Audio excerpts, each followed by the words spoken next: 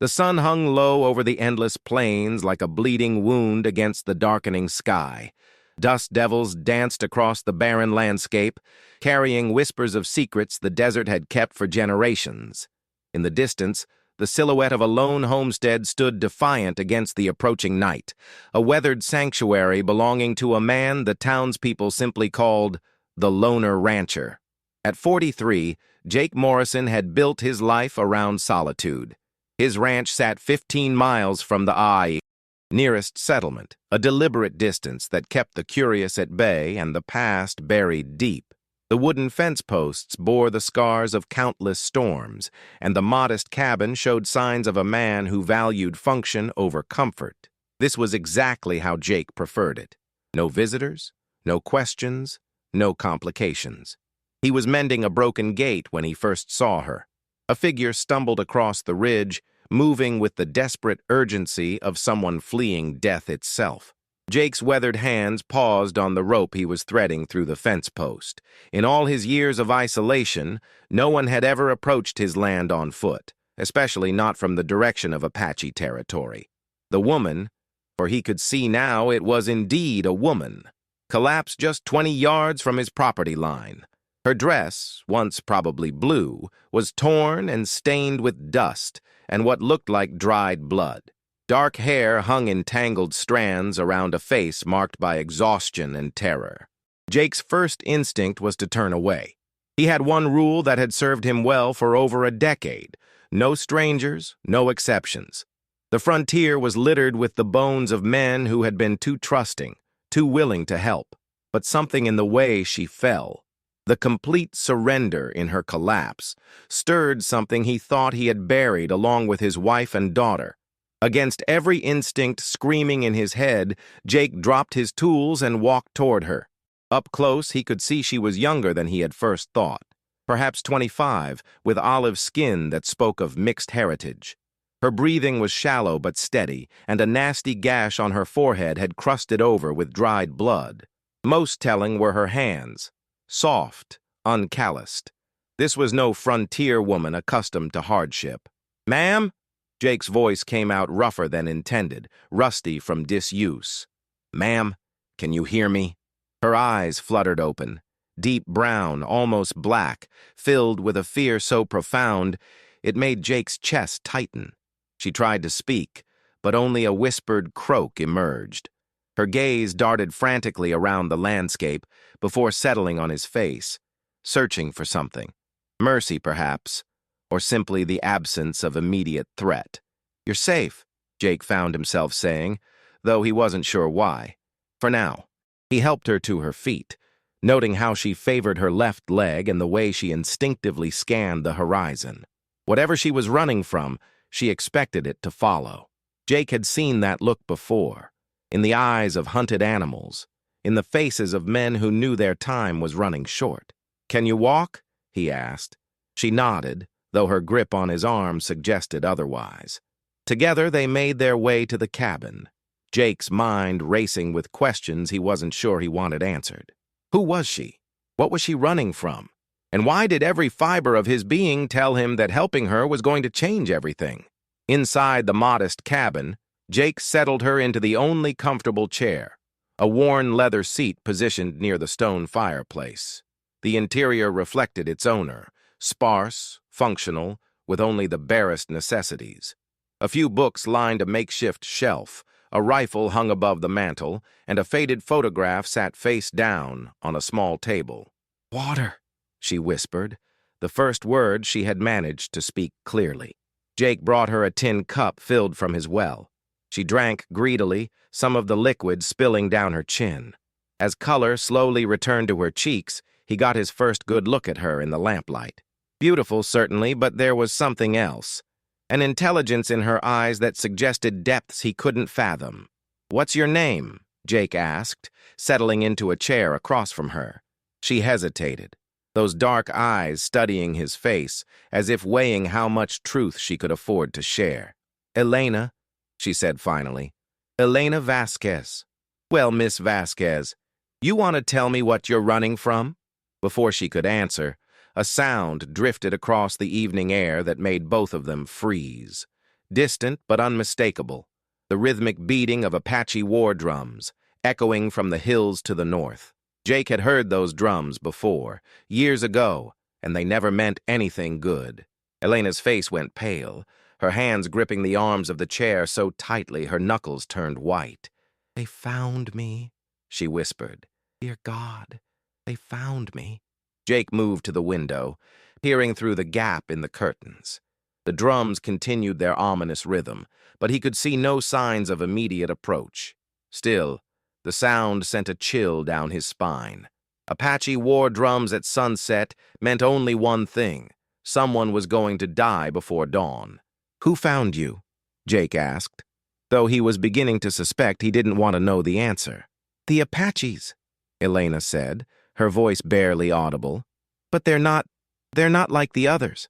These ones, they don't just want to kill me, they want something else. Something I took." Jake turned from the window to study her face. In the flickering lamplight, he could see she was telling the truth, or at least the truth as she understood it.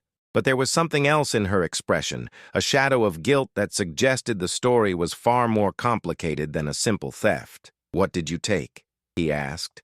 Elena's eyes met his, and for a moment he saw past the fear to something deeper, a pain that matched his own. "Something that was never mine to begin with," she said, "but something they can never have back." The drums grew louder, closer, and Jake made a decision that would haunt him for the rest of his days. He moved to the rifle above the mantel, checking the ammunition with practiced efficiency. "Well, Miss Vasquez," he said, his voice steady despite the chaos brewing in his mind. "Looks like we're about to find out just how badly they want it back." Outside, the first Apache war cry split the night air, wild and haunting. Elena closed her eyes, and Jake could see her lips moving in what might have been a prayer. But as the sound faded into the darkness, he could swear he heard something else in that cry. Not just anger or bloodlust, but something that sounded almost like sorrow. Whatever Elena Vasquez had taken, whatever had brought her to his doorstep, Jake Morrison was now part of it.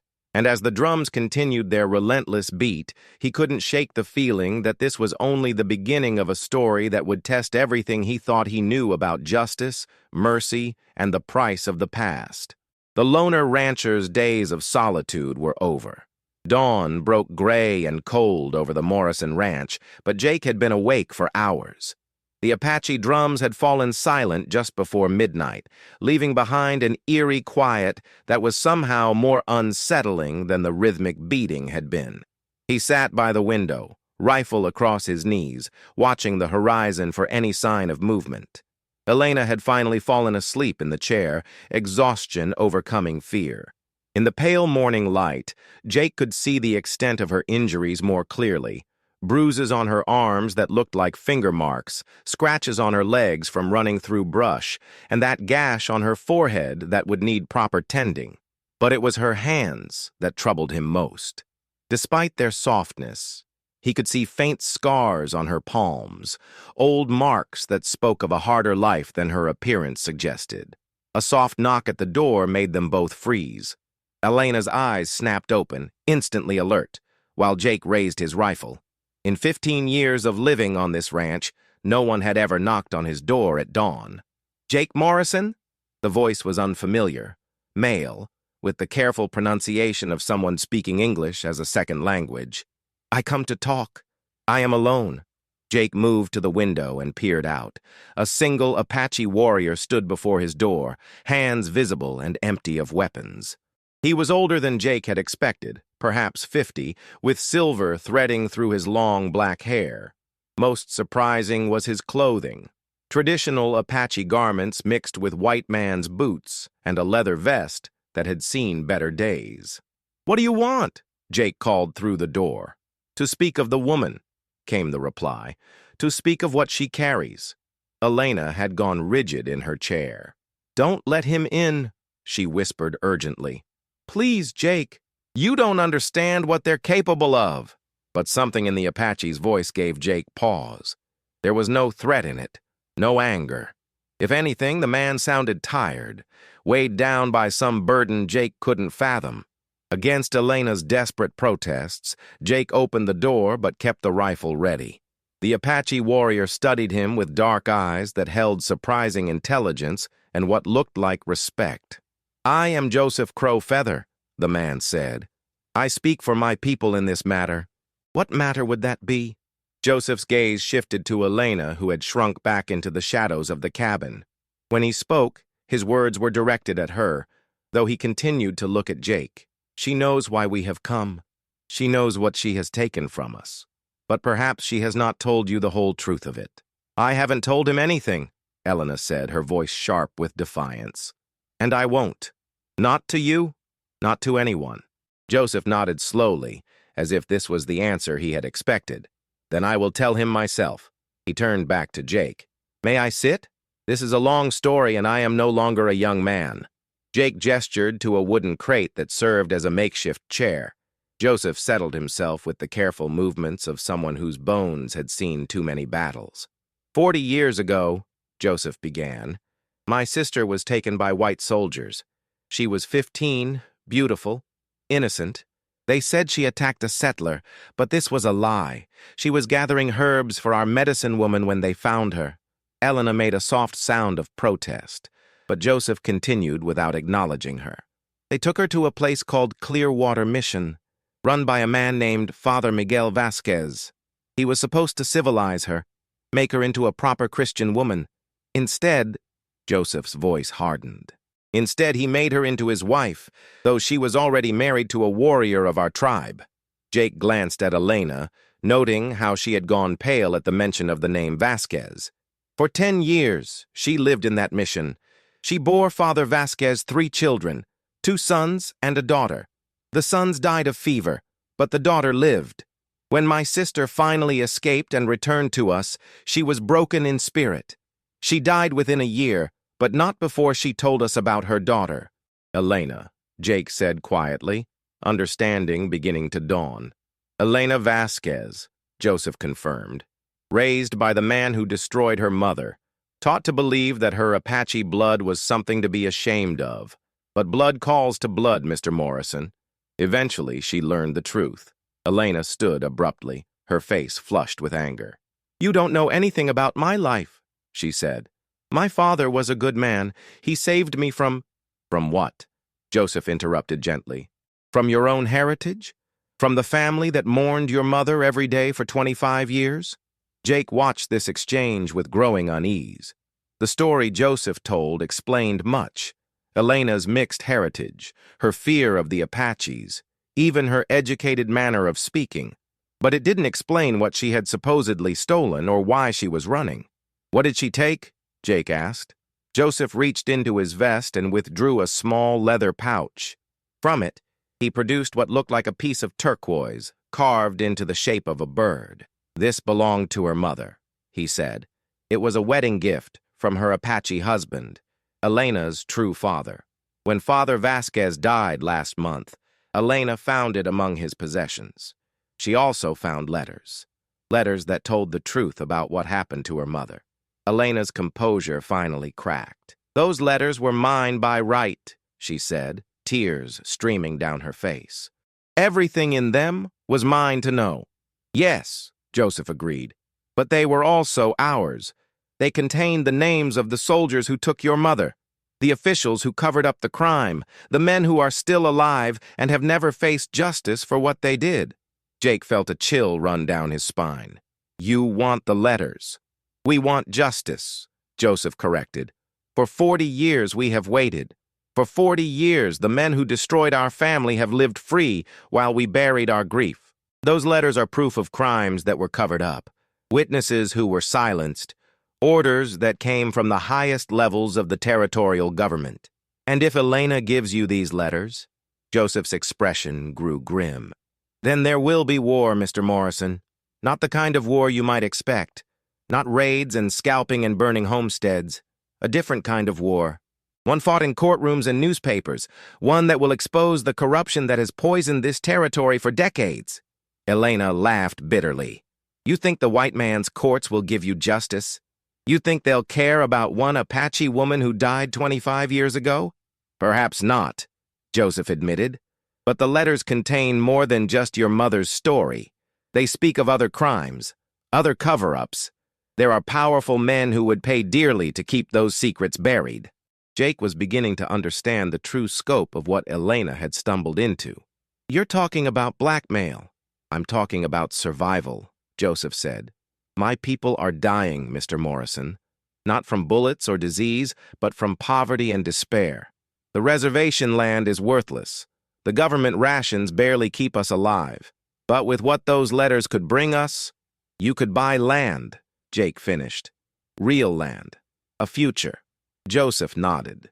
Elena holds the key to our people's survival, but she also holds the key to her own destruction. There are men who would kill to keep those secrets buried. White men with more power and resources than a small Apache band could ever hope to match. Elena sank back into her chair, the weight of her situation finally becoming clear. So either I give you the letters and help you start a war, or I keep them and spend the rest of my life running from both sides. There is a third option, Joseph said quietly. Jake and Elena both looked at him expectantly. You could come home, he said to Elena. You could take your place among your mother's people. The letters would be safe with us, and you would be protected by the bonds of family. Elena stared at him for a long moment, and Jake could see the conflict raging in her eyes. Here was a chance to belong somewhere, to be part of something larger than herself, but it would mean abandoning everything she had known, everything she had been raised to believe about herself. I need time to think, she said finally. Joseph stood, his movements once again careful and deliberate. Time is something we may not have much of, he said. The men who want those letters have resources we cannot match. They will find you eventually, and when they do— He didn't finish the sentence, but the implication was clear. Jake watched as the Apache warrior walked to the door, then turned back one final time. Your mother's name was Dancing Bird, he said to Elena. She was beloved by our people, and her memory is honored still. You are her daughter, and that makes you precious to us, but you are also the daughter of the man who destroyed her, and that makes you dangerous to others. Choose wisely, Elena Vasquez. Choose quickly. After Joseph left, the cabin fell into an uncomfortable silence. Elena stared into the cold fireplace, while Jake tried to process everything he had learned. The woman he had rescued was not just a random fugitive. She was the key to a decades-old injustice, the holder of secrets that could reshape the balance of power in the territory. Are you going to turn me over to them? Elena asked without looking at him. Jake considered the question seriously. The smart thing would be to send her away, to wash his hands of this entire situation before it destroyed him. But as he looked at her sitting there, lost and alone, he thought of his own daughter, dead these 10 years, and the promise he had made at her grave to never again turn away from someone in need. No, he said finally, but I think it's time you told me the whole truth, starting with where those letters are hidden. Elena looked up at him, and for the first time since she had arrived, he saw something like hope in her eyes. They're not hidden, she said. I have them with me. I've been carrying them since the day I left the mission. She reached into her torn dress and withdrew a small oilskin packet, worn from handling. Everything Joseph said was true, but there's more. Things he doesn't know. Things that make this even more dangerous than he realizes. Jake settled back in his chair, rifle still within easy reach. I'm listening. The letters don't just implicate territorial officials, Elena said. They implicate federal officials too. Senators, judges, even a general who's now being considered for promotion to the War Department. If this comes out, it could bring down the government, Jake finished. Elena nodded. And there are people who would do anything to prevent that. People who have already killed to keep these secrets buried. As if summoned by her words, the sound of approaching horses drifted across the morning air. Jake moved to the window and felt his blood run cold. A dozen riders were approaching from the south, not Apaches, but white men in dark suits, riding with the purposeful determination of a hunting party. Elena, Jake said quietly, I think your time just ran out. The riders approached with the methodical precision of men accustomed to violence. Jake counted 12 of them, all mounted on good horses and armed with the latest Winchester rifles. These weren't territorial marshals or local law enforcement. Their dark suits and coordinated movements spoke of federal authority or something even more dangerous. "Back room," Jake ordered Elena, his voice sharp with urgency. "Under the bed. Don't come out no matter what you hear." Elena clutched the oilskin packet to her chest. "Jake, if they find these letters, they won't." He took the packet from her hands, his mind racing. "Trust me." As Elena disappeared into the back room, Jake quickly surveyed his options. The cabin had only 2 exits, the front door and a small window in the back room. The riders had positioned themselves to cover both. These men knew their business. A sharp knock echoed through the cabin, followed by a voice that carried the crisp authority of military training. "Mr. Morrison? Agent Samuel Garrett, Department of Justice. We need to speak with you about a fugitive you may be harboring." Jake opened the door but kept his rifle visible. The man who faced him was perhaps 40, with steel-gray eyes and the bearing of someone accustomed to being obeyed. Behind him, the other riders had spread out in a loose semicircle, their weapons ready but not yet aimed. "Don't know anything about any fugitive," Jake said. Garrett smiled, but there was no warmth in it. "Of course you don't. Mind if we come in and look around? Just to be thorough." "I mind plenty. You got a warrant?" "I don't need a warrant for a routine safety inspection," Garrett replied smoothly. "There have been reports of Apache activity in this area. We're concerned for your welfare." Jake's grip tightened on his rifle. "Mighty considerate of you, but I can take care of myself." "I'm sure you can." Garrett's eyes swept over the cabin's interior, taking in every detail visible from the doorway. "You know, Mr. Morrison, we've heard some interesting stories about you. Former cavalry scout, served under Colonel Patterson during the Apache campaigns. Lost your family to a Comanche raid about 10 years back." The casual mention of his family made Jake's jaw clench.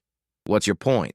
"My point is that you're a man who understands duty, who understands that sometimes we have to make hard choices for the greater good." Garrett stepped closer, lowering his voice. "The woman you're hiding is dangerous, Morrison. She's stolen documents that could compromise ongoing federal operations. Good men could die because of what she's done." "Don't know what you're talking about." Garrett studied Jake's face for a long moment, then nodded to one of his men. "Search the perimeter. Look for signs of recent passage." As the riders dispersed, Garrett remained at the door. "You know, Morrison, there's something else we discovered about you. Something interesting about the night your family died." Jake felt ice form in his stomach, but he kept his expression neutral. "According to the official report, you were away on a scouting mission when the Comanches hit your homestead, but we found some inconsistencies in that story. Seems there might have been more to it than simple bad luck." "You're fishing," Jake said, but his voice had lost some of its steadiness. "Am I?" Garrett reached into his coat and withdrew a folded document. "This is a letter from your commanding officer to the territorial governor. It describes how you were ordered to guide a patrol into Comanche territory, but you refused. Said you had a bad feeling about leaving your family alone." Jake's blood ran cold. That letter was supposed to have been destroyed years ago. "Your commanding officer was not pleased with your insubordination," Garrett continued, "so he made sure you understood the consequences of disobeying orders. He sent word to certain interested parties about the location of an isolated homestead with minimal defenses." The words hit Jake like physical blows. For 10 years, he had carried the guilt of not being there when his family needed him. Now this stranger was suggesting that his absence hadn't been coincidence, it had been orchestrated. "You're lying," Jake whispered. "Am I? Think about it, Morrison. How did the Comanches know exactly when you'd be away? How did they know your family's routine so precisely?" "Someone told them. Someone who wanted to teach you a lesson about the importance of following orders." One of Garrett's men called out from behind the cabin. "Found tracks, sir. Recent ones. Woman's boots, heading toward the creek." Garrett smiled. "Well, well. Looks like our fugitive is closer than you thought." He turned back to Jake. "Here's what's going to happen, Morrison. You're going to tell me where Elena Vasquez is hiding, and you're going to give me the documents she stole. In return, I'll make sure the truth about your family's death stays buried." Jake's mind reeled. Everything he had believed about that terrible night was crumbling around him. His family hadn't died because of random violence. They had died because he had tried to do the right thing, and powerful men had decided to punish him for it. "And if I refuse?" he managed to ask. Garrett's smile widened. "Then I'll make sure everyone knows that Jake Morrison's family died because he was a coward who abandoned his post. I'll make sure the story gets told in every newspaper from here to Washington. Your name will become synonymous with cowardice and betrayal." The threat was expertly crafted. Jake's reputation was all he had left, the only thing that allowed him to live with himself. But as he stood there, feeling the weight of Garrett's ultimatum, he realized something had changed. For the first time in 10 years, he had someone else to protect, someone who was counting on him to be better than his past. "You know what, Garrett?" Jake said, raising his rifle. "I think I'll take my chances." Garrett's expression hardened. "That's a mistake, Morrison." "Maybe, but it's my mistake to make." The standoff stretched for several tense seconds before Garrett stepped back. "You have 1 hour to reconsider," he said. "After that, we come in shooting. And Morrison, when we're done here, we're going to pay a visit to that Apache camp north of here. See if they know anything about stolen federal documents." The threat was clear. If Jake didn't cooperate, innocent people would die. Garrett and his men mounted up and rode to a position about a quarter-mile away, close enough to watch the cabin, but far enough to avoid rifle fire. Jake closed the door and leaned against it, his hands shaking. Everything he thought he knew about his life had been turned upside down in the space of a few minutes. His family's death, his years of guilt and isolation, even his decision to help Elena. It was all connected to forces he was only beginning to understand. "Jake?" Elena's voice came from the back room, tentative and frightened. "It's all right," he called back. "They're gone for now." Elena emerged from hiding, her face pale but determined. "I heard what he said about your family. Jake, I'm so sorry." "Don't be. It's not your fault." Jake moved to the window, watching the distant figures of Garrett's men. "But it changes things. These aren't just federal agents. They're the same people who've been covering up crimes for decades. The same people who destroyed your mother, who killed my family." Elena joined him at the window. "What do we do?" Jake was quiet for a long moment, thinking. Then he turned to her with a grim smile. "We do what they don't expect. We go on the offensive." "What do you mean?" "Those letters you're carrying, they're not just evidence of past crimes. They're weapons, and I think it's time we started using them." Elena looked uncertain. "Jake, these men are dangerous. They have resources, connections." "So do we," Jake interrupted. "We have the truth, and we have allies they don't know about." "The Apaches?" "The Apaches," Jake confirmed. "Joseph Crow Feather said his people want justice. Well, maybe it's time they got it, but not the way they planned." Elena stared at him. "You're talking about working with them. I'm talking about survival. Garrett's not going to let either of us walk away from this. Our only chance is to make those letters public before he can stop us. And the only way to do that is to get them to someone who can't be bought or intimidated." "Who?" Jake smiled grimly. "The one person in this territory who has nothing left to lose and everything to gain from exposing the truth. Joseph Crow Feather's people." As if summoned by their conversation, the sound of approaching horses came from the north. But these weren't the measured hoofbeats of Garrett's men. These were the swift, light sounds of Apache ponies moving at speed. Jake and Elena watched as a dozen Apache warriors crested the hill, riding hard toward the cabin. At their head was Joseph Crow Feather, but his peaceful demeanor of the morning had been replaced by the grim determination of a war chief. "Looks like the cavalry's arrived," Jake muttered. But as the Apaches drew closer, Jake could see something that made his blood run cold. Several of the warriors were wounded, and one was slumped over his horse's neck, barely conscious. Joseph Crow Feather had come to the cabin not as a negotiator, but as a refugee. Someone had attacked the Apache camp, and Jake had a sinking feeling he knew who was responsible. The war that Elena's letters had threatened to start had already begun, and Jake Morrison, the man who had spent 10 years avoiding conflict, was about to find himself at the center of a battle that would determine not just his own fate, but the future of everyone he had come to care about. Joseph Crow Feather slid from his horse with the controlled urgency of a man who had seen too much death in one morning. Blood stained his traditional vest, and his weathered face was etched with a grief so profound it made Jake's chest tighten. "They came at dawn," Joseph said without preamble, his voice hollow. "Garrett's men. They said they were looking for stolen property. When we refused to let them search our camp," he gestured to his wounded warriors, "they opened fire." Elena gasped, her hand flying to her mouth. "How many?" "7 dead, including my nephew who was only 16. Joseph's dark eyes blazed with controlled fury. "They killed children, Morrison. Shot them down like animals."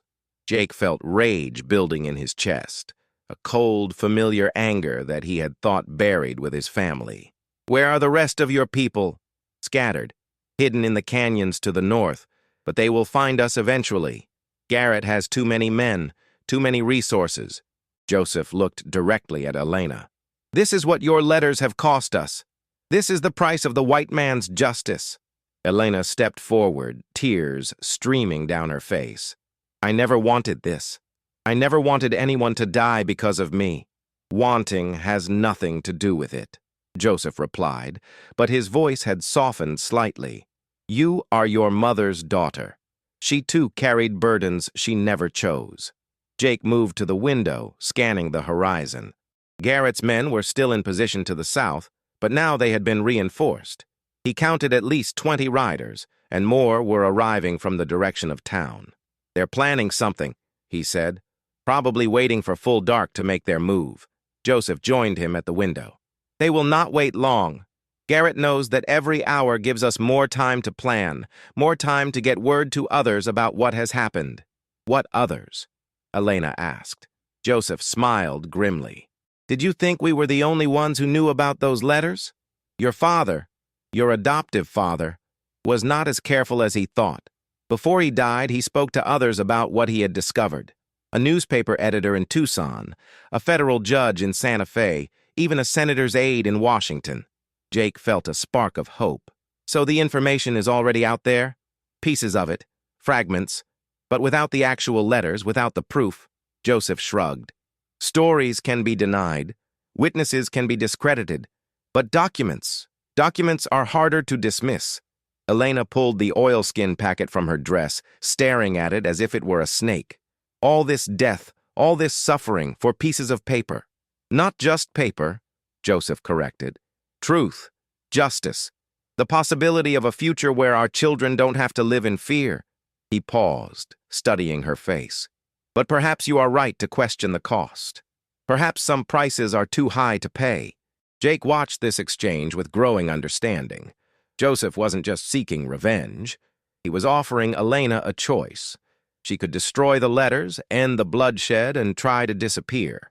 Or she could see this through to whatever bitter end awaited them all. "There's a third option," Jake said quietly. Both Elena and Joseph turned to look at him. "We make copies," Jake continued. "Send them to every newspaper, every judge, every politician who might listen. Make it impossible for Garrett and his people to suppress the truth." Joseph shook his head. "There is no time, and no way to get past Garrett's men. There is, if we give them what they think they want." Elena stared at Jake in confusion. "What do you mean?" Jake moved to his desk and pulled out a sheet of paper. "We give Garrett the letters, but not the real ones. We create forgeries, close enough to fool him temporarily, but missing the most damaging information." "That's insane," Elena protested. "The moment he realizes they're fake—" "He'll come after us," Jake agreed.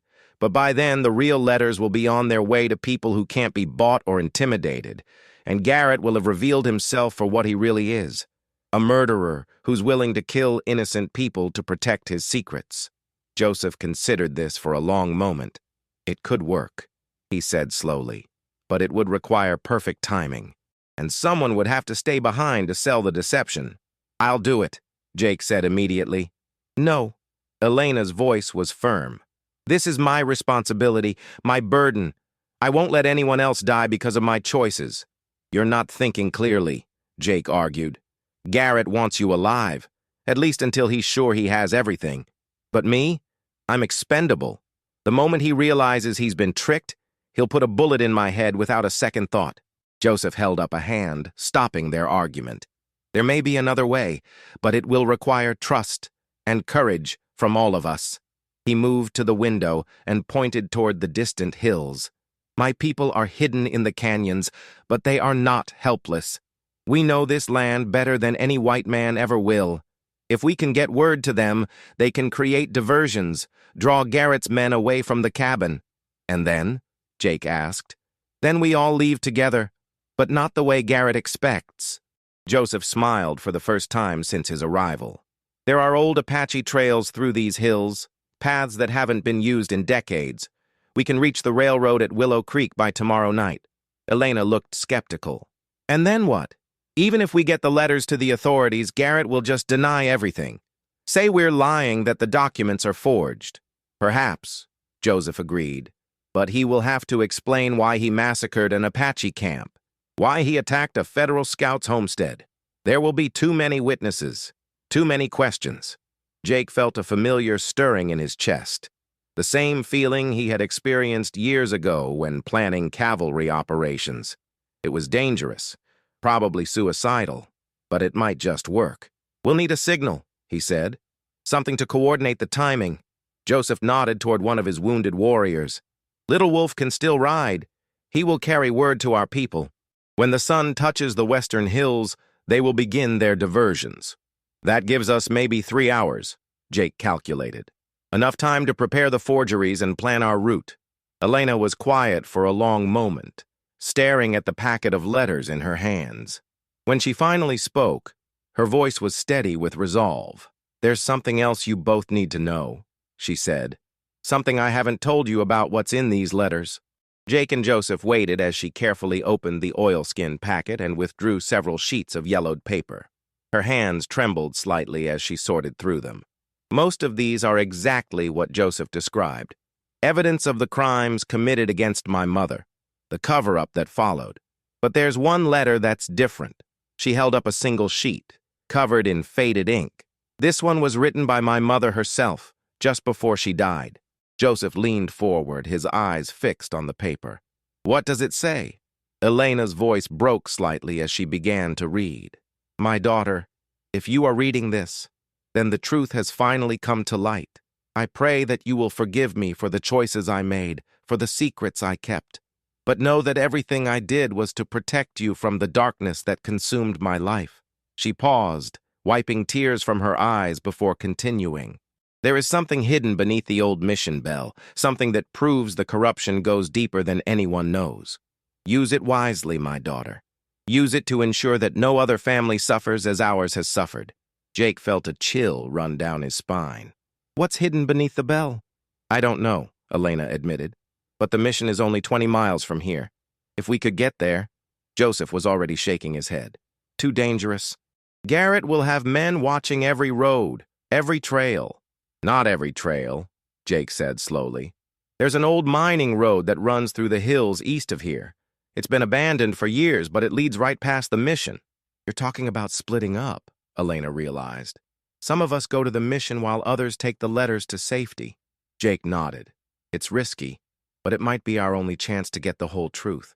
Whatever your mother hid, it must be important if she mentioned it in her final letter. Joseph studied the map Jake had sketched on the back of an envelope.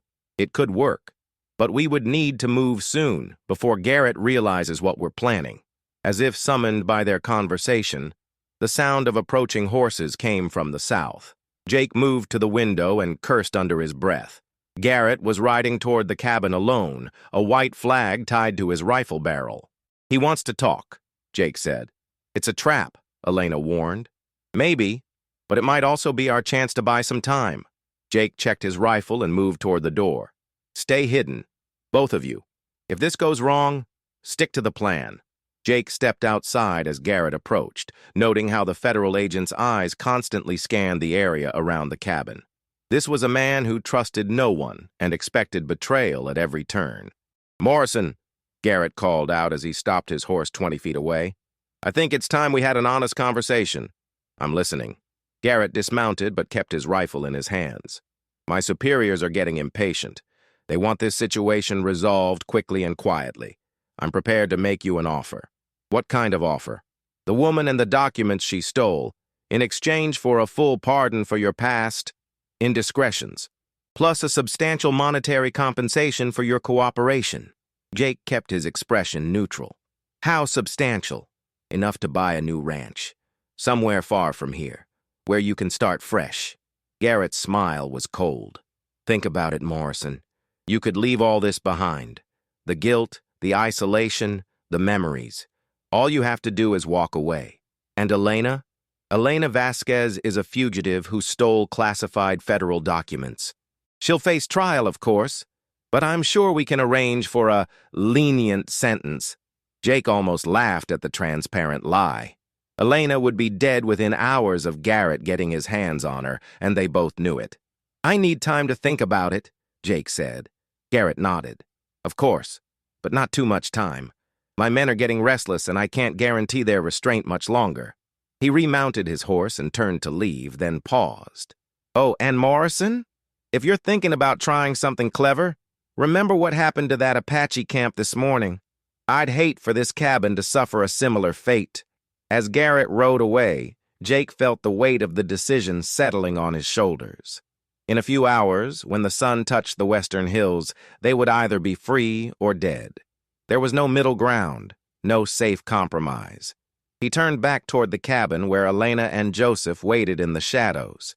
Whatever happened next, whatever price they had to pay, Jake Morrison was done running from the past. It was time to face the truth, no matter how terrible it might be. The sun was already beginning its descent toward the western horizon. Time was running out, and the final confrontation was about to begin.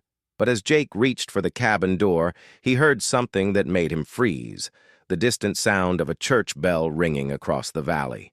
The old mission bell, calling the faithful to evening prayers.